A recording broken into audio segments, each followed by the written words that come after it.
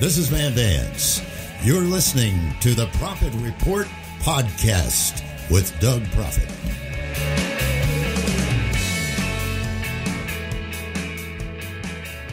Towering 1 mile east of downtown Louisville sat a fortress, a castle, a structure unlike any other that's still with us today. It actually was hulking over Lexington Road and Payne Streets, built in 1868, torn down in 1968. It was an inmate workhouse for our city. It's where they sent drunks, prostitutes, and debtors. And they were actually forced to bust up rocks that were then used to build our roadways. The inmates were housed there for minor offenses.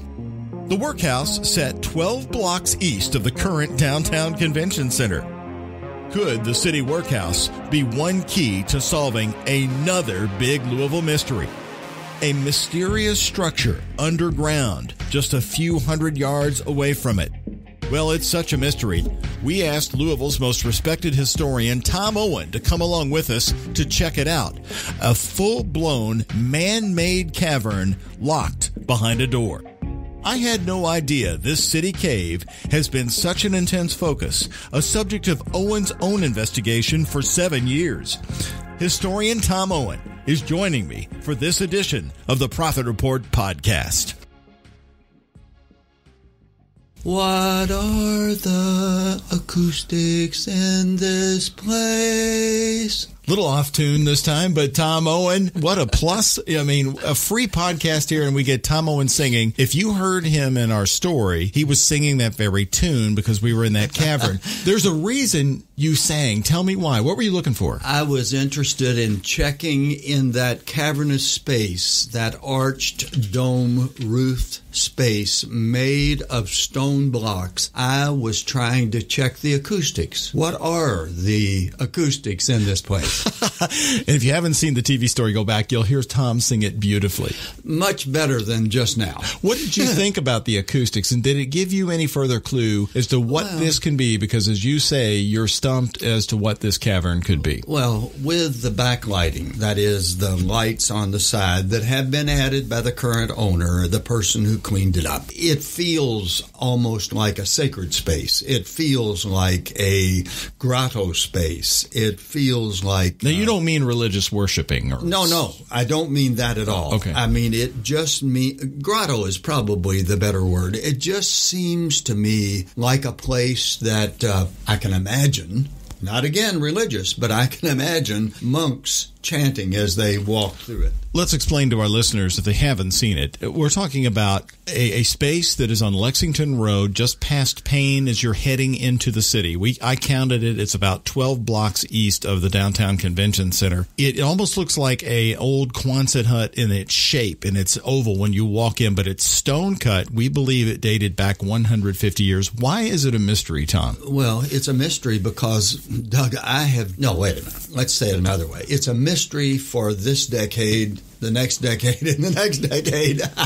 If I should live so long, I never give up. I never give up. What research have you done to figure out? Well, I have looked at Sanborn fire insurance maps, 1892, 1905, 1928. They literally show usually on every piece of land in the old city of Louisville, inside the Waterson Expressway. Those maps expanded as the city expanded toward the current Waterson Expressway. But my point is, they literally show every structure on every lot. And I looked at 1892, I looked at 1905, I looked at 1928, then I went to city directories. Now, I know that it was Hamilton Avenue. It's now called Lexington or Lower Lexington Road. At one point, for several years, decades, it was called Workhouse Lane or Workhouse Way, Workhouse Road. Let's pick up on that. Yeah. The workhouse is an interesting structure that sat where Breslin Park is now. It sat on that hill right from, I guess, across from Red Hot Roasters that is existing there now. And it was a castle, a fortress that hovered over downtown Louisville.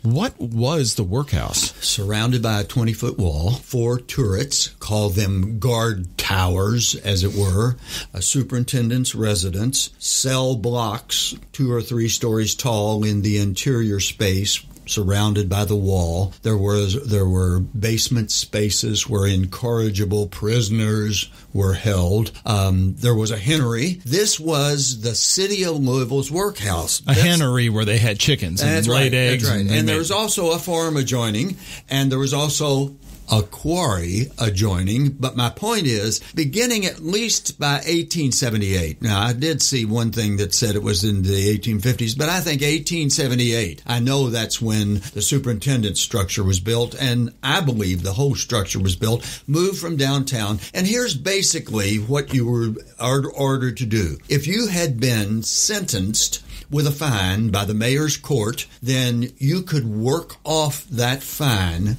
You might be required to work off that fine by what we would in modern times call hard labor. And in those days, that meant early on making bricks, and then later taking a giant ball-peen hammer, and breaking up rocks into smaller gravel size so that it could be used in road construction, sidewalk construction, and that sort of thing. So the cavern we were in is about 300 yards to the east of where the workhouse sat. And folks, if you want to see the workhouse, I got the photos from the U of L Digital Archive site, but they're also in our story. It's unlike any structure with us today. It's gone.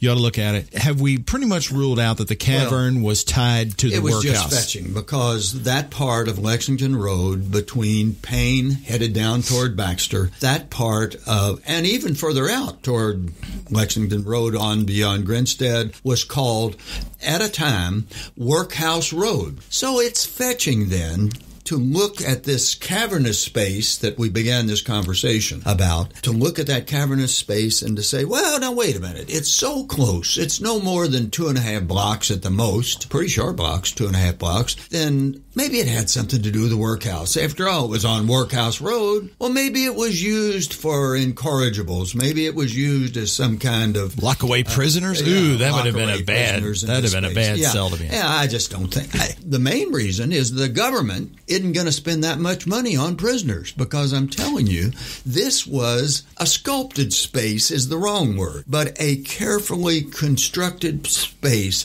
out of giant stone quarried blocks and mortared along the wall and then over the arching ceiling and also on the floor. It's beautiful crafts work. I mean, yes, the craftsmanship's amazing.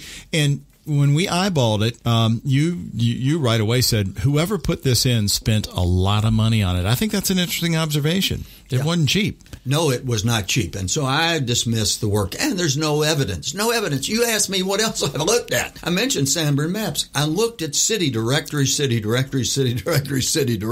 where they normally list the occupant, business or individual, of each address along Hamilton Avenue or Workhouse Road, or in today's world, Lexington Road. I saw no evidence of a commercial, a business, of an industrial use of that site. Now, there are houses. This is down at grade, down at Lexington Road grade, where the door is, into this cavern. And then up on top of the hill, steep bank, there are houses. And the houses have a beautiful view of downtown Louisville because they're on a hill overlooking Beargrass Creek and headed down toward Main Street. But my point is that I looked at city directories, Courier Journal. And then in modern times, and this is a luxury of the last 6 or 7 years in doing local history, you can literally do a keyword search of the Courier Journal and its predecessors back to 1840. Now, the Courier Journal began in 1868. So, how many hours have I struggled with keywords? 7 years worth, you told me. Yeah, right. I have looked, and I've looked, and I've looked, and I've looked. So, and then I went to maps. I went to maps, and I didn't see anything that indicated any kind of special use. Let's piece some other things together for folks. 9 years ago, a local man named Mike Ratterman bought the property, bought the home above it. The home's no longer there, from what I understand. It's been torn now. But then he inherited the cavern. He cleaned it out. I mean, he went in there and told us it was filled with trash and several feet of hardened mud. And he and his buddies got in there. It took him 2 years to clear it out. And he put the current door on it that you see, this door in the side of a hill. And Mike has held some private events in there to support charities. Those pictures are floating around on social media. But still to this day, Mike has no evidence of what it was. But he suggested it was a cavern to keep beer cool. What was it about Louisville at the time when that could be plausible? Well, I'll tell you, there were innumerable almost. I mean, if you force me to make an estimate of the number of breweries in Louisville in 1880, I would guess that there were at least 15 to 20 breweries, some of them very large scale, like the Phoenix Hill Brewery on the hill going up Baxter Avenue. Let's hold that point. Phoenix Hill Brewery. Right. So we're talking about this cavern, which is our mystery, sort of in the middle of past, between Payne Street and going into the city. Now, go into Phoenix Hill up Baxter. There was the old Phoenix Hill Brewery, and voila, on their property, they have two portions of caverns that look like somebody had dug into them, but they look exactly like the one we were in. Were they connected? Well, I has found no evidence. I even, not long ago, found the evidence of a smaller brewery closer to what I would call Lexington Road in Baxter. But there's no evidence. No evidence. Now, I have a cousin who is a beer collector, beer memorabilia collector, and he knows the beer industry. I've even gone to the historians who have published several books related to the brewing industry. And I have a feeling that before pasteurization, beer in barrels needed to be kept cool. Clearly, the scale of the breweries on the old Phoenix Hill Brewery site, currently Gravely Brewing site, the scale would allow for scores, hundreds of kegs of beer. Now, this site that we visited, the cavern, right, off of Lexington Road, is not of that scale. It's big, but it's not that big. I have a feeling, make it up, 120 kegs of beer and you're done. You're right, because it hit the ceiling. The cavern has about 5 vents in it. They look like fireplaces. The vents pop right up. So the cavern we were in was designed to breathe. And in today's world, there is still at least one vent up on top of the hill where the house used to be. So back down the road to Phoenix Brewery. It currently is called Gravely, and Nathaniel Gravely owns it. And I interviewed him, and Nathaniel told me I've done all the research on this because he's a history major from UK, now a brewmeister, and he said there's no evidence that Phoenix, which he said at one time was producing the output of a modern-day Anheuser-Busch for the population of Louisville, which was 85,000 people. Yeah. There's no evidence that Phoenix ever trucked its supply off the property to store it. Voila. That would rule out the cavern being used as storage for Phoenix. That just does not seem plausible to me. Now, the remaining caverns, constructed spaces in the hillside there at Gravely, they are big and wide and tall, not so deep because they have been diminished in size by pulling off the side of the hill. I always say, there's very few true mysteries in Louisville because it's such a bedroom community. Somebody will always bust it for you and say, wait a second, I know that. Now, I had a couple of calls come in, Tom, before our story even aired on television because we run promotions. A man called me, said in the 1950s, sauerkraut was stored there. Well, I went after you told me this just yesterday. And so what did I do? I started back through the Courier Journal saying sauerkraut, looking up on the web. How do you make sauerkraut? Well, it does need to be fermented, and it does need to be fermented at 60 degrees or less. Cool. So maybe. That was the 1950s. We know this thing was built 3 years after the Civil War. Well, or so. We don't really have a date, but just by the looks of things, it's old and pre-1900. At least 150 years old. I think it's old. No question. Now, another man called me His family owned that property before Mike Ratterman bought it. He said the house above it had a deed dated to 1880, but of course the cavern could be much older. He said, I in fact lived in the cave. He said they cut me a cheap deal for $75 a month, so I lived down there in the cave. I couldn't believe it, but I've talked to him on the phone. What a character. Man. Well, it's been a wet season, and there's a little bit, but surprisingly little, actually, dripping, a little moisture in the space.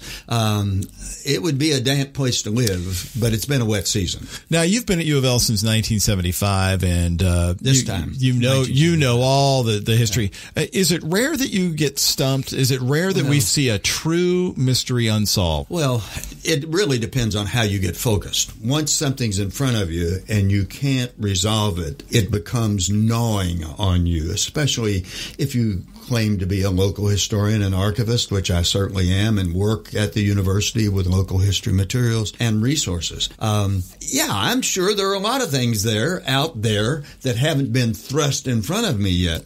But I have spent, Doug, I am absolutely sure I've spent over the last 5, 6 years, 7 years, at least 40 hours or 50 hours of research time looking, angles, speculating, looking for a research strategy, and just not. But I never say never. Right. Believe me, I never say never. So if I should live so long, I hope in the coming decades or so that I will either discover it or someone else will discover it. And this podcast and the feature you did on WHS television, all of that will bring it to folks' attention, because you go by there and you look and say, oh, but what? You know, when we report these stories, we always use words like could be or possible mystery. This one is a true Louisville mystery. It's fascinating. Now, as I do with all my guests, before they come in, I send them a list of questions because of my interest in our unique history in Louisville, what we still have and what we have lost. And I really created these 5 questions because of Tom's interest in Louisville. And even before I had him as a guest, because he gives these great tours through the city, and I sort of channeled him when I wrote these questions. So now I get to ask him these questions, which I love. And so I call them the last word. So you're getting the last word, Tom. Number 1, your favorite historic building in Louisville. Well, it has to be Greater Louisville for me, because I love the George Rogers Clark home, a facsimile, story and a half, log cabin. A remake. That has been placed. It's a historic cabin, but it's been placed on the historical site, Point of Rocks, on a knoll overlooking the surging waters at the outtake of the rapids or falls of the Ohio. It's in southern Indiana. It's in southern Clarksville. Indiana, basically in Clarksville at the end of Harrison Avenue. And you can visit that site. You stand in the front yard. You look across the river below the falls of the Ohio. Not only are you getting the rippling of a pretty tame, without high floodwaters, a pretty tame coming through the falls of the rapids of the Ohio. But even more importantly, it's at the surging waters that come through the hydroelectric power plant that LG&E owns at the top of Shippingport Island over on the Kentucky shore. I've covered a lot of reenactments there, but my question to you was about a building, and I have to know, because you do tours and you give groups out of town and you look at these buildings, there has to be one building that you love the most in our city. George Rogers Clark's home is a building, but if you want to limit me to the Louisville side, I would say probably the City Hall, because I can stand there on what was only 1/3 of the planned City Hall. The side door, the main entrance, was designed to be facing Jefferson Street, but we just have a third that was built in 1870-71. And you can see in the triangle above, at the very top of the building, looking at it from the 6th Street side, you look up and see a steam locomotive, and behind it are rocks and trees, and in front of it are a few rocks. You mean stuck onto City Hall? Oh, yeah. They're right there. Bas relief. Carved in stone. There's a steam locomotive. And in front of it, a palm tree. That's part of the story. And then above the 2nd story windows on that same 6th Street side of City Hall, there's a menagerie. A whole barnyard full of farm animals. Like what? Horses, cows, pigs. All of them staring out on 6th Street. And then there's a clock tower. But that's not the original part of the building. Really? It was originally a cupola, an outdoor porch with a dome roof where a fire watcher, it was the tallest building in town in 1870-71 when it was built. So a fire watcher stood in the tower and looked for fire and smoke in the short buildings below. The only problem, when the building was about 4 years old, a fire broke out in the fire watch tower. No way. And they replaced it with a clock. So do you think I like talking about that building for 6 So did the watchman start the fire in the fire tower? The presumption is yes. Did it burn City Hall down? No. Just burned the tower. and they replaced it with a clock. I love that. Yeah. Such an ironic story. Yeah. That's so fun. Okay. The number 2, the architectural style you admire the most in a single Louisville neighborhood. It's that Victorian multiple levels of architecture in old Louisville. I do a tour called St. James Court and Environs, and I start in Central Park, and I go down St. James Court, and I flip around Belgravia, and I come back on 3rd Street, and there are just multiple layers of dramatic architecture in those homes that are represented there. I mean, there's highly ornate, decorative things, and just that's probably my favorite place. The old Louisville holiday Christmas tour is getting to come up, so I'll deviate a bit. Do you have a favorite home in that area? Because a lot of them are open to the public. Probably the house that, and I don't know the name of the house even, but it's at the 4th Street exit of Belgravia Court. And it has that curving stairway that has the main entrance at the 2nd level. And it has kind of a curving stairway that goes up to that entranceway. And it's very ornate. And that's probably my favorite of all the buildings. I'm going to look for that coming up here. Your favorite Louisville street or intersection? One that strikes your eye or curiosity when you see it, you just go, I was there Saturday with 49 Girl Scouts when it was 22 degrees on a Good for you. On an arts and downtown tour last Saturday. And I'm telling you, like I do almost always when I do a tour, I reconnoiter to look for obstacles, look for something that's surprising, and above all, to look for things I've never seen before. I've been doing historical West Main Street tours for more than 40 years, at least 42 years probably. And I've been doing that tour for 42 years, and in the cold... So West Main Street is your favorite street? Yep, and just found things Saturday that I'd never seen before. What? Written in a building between 8th and Roy Wilkins or 9th Street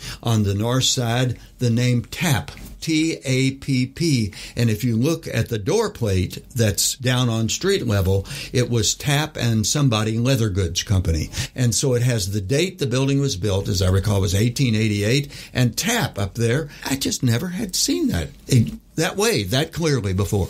I think my favorite building in all Louisville is on West Main Street. Is the Doe Anderson building. Yeah. It was that unique stone. Yes. Yeah. And has the nymphs and the K and all that. Yes. I love that. Your favorite place to walk or hike in the area? We know you're a famous bicyclist. You ride your bike everywhere and have for years. I'm a bike bus commuter every day, including today. But I would say Cherokee Park, but I intend to give the parklands at Floyd's Fork a real good shake. I've been there, and I've been there on my bicycle before, but I want to do some hiking out there. But you can't hike the whole thing. It's 19 miles in end to end, as I recall. They've got bald eagles now nesting out there. So I would say Cherokee Park just because it's closer to my house and in my old council district. Do you have a car? Do you have driver's license? I absolutely have a driver's license, and my wife and I own one car. It's actually in her name, but I have a driver's license, and I drive, of course. I drive. But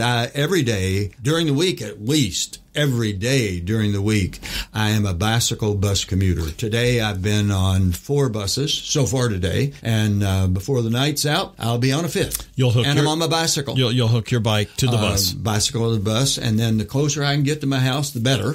It's cold tonight, and I'll pedal the rest of the way. I know sometimes if we're on a tight deadline, we have to interview you. Sometimes we'll pick you up and take you to the spots, locations. Right. That's right. The future of Louisville is, according to Tom Owen. Oh, boy. My best word, Doug, is challenging. And the only reason I say that is that you put a whole lot of people close together in an urban environment, and there are such stark contrast. Liberals and conservatives, there are poor people, very poor people, and very, very affluent people. There are people with hope and people who are hopeless. There are just such stark contrast, and in some ways they get magnified, it seems to me, in an urban environment. So as bouncy and generally positive person as I am, I see any kind of future for Louisville as always challenging. And that doesn't have to be a